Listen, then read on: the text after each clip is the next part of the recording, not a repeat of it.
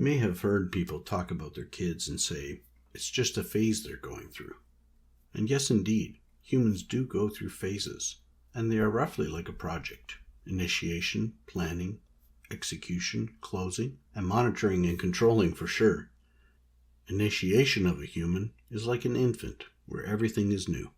Planning throughout your childhood, which may start out with parents planning for you, and completes with you doing your own planning as you engage more and more responsibility. The execution phase is where you take the reins as an adult and start living your life. Not a perfect analogy, of course, but at the risk of being morbid, it definitely has a closing phase, and a certain amount of monitoring and controlling going on, be it your parents or a government. The project initiation is the phase where the idea is formed and the sponsor is obtained. It is the birthplace of the three constraints of scope, time, and budget. Scope defines what the project will do. The budget is defined by how much money is allotted for the project. And time is when we want the project to be done by. In the planning phase, we start to answer how. How are we going to do it?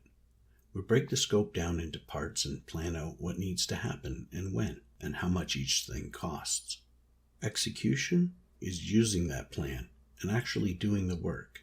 And depending on how successfully we planned, this could be an easier phase, just doing the work, build the end result. Closing is a project phase where we take stock of what was done, reflect on lessons learned, and tie a bow on things, getting the sign-offs, closure on finances, and handing out medals. So let's see here. There's initiation, planning, execution, closing. Ah, yes. Those four phases are pretty self-explanatory. But what is this monitoring and controlling? Monitoring and controlling is a phase that overlaps all the other phases. It runs in parallel to them, and is something done throughout the life of the project. The desired outcomes for your project are good, fast, and cheap, and these things require monitoring. A good outcome refers to the scope constraint for a project, where we are monitoring and controlling the scope of the project to ensure it accomplishes what it set out to do.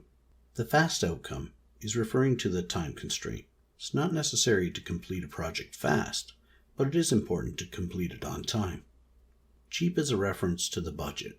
The project has a cost constraint, and that needs monitoring and controlling as well for a successful outcome. Humorously, it is said, life is just a phase you're going through. You'll get over it. It helps to recognize that a project has phases to mark your journey. Don't fret. We're going to help you enjoy the ride.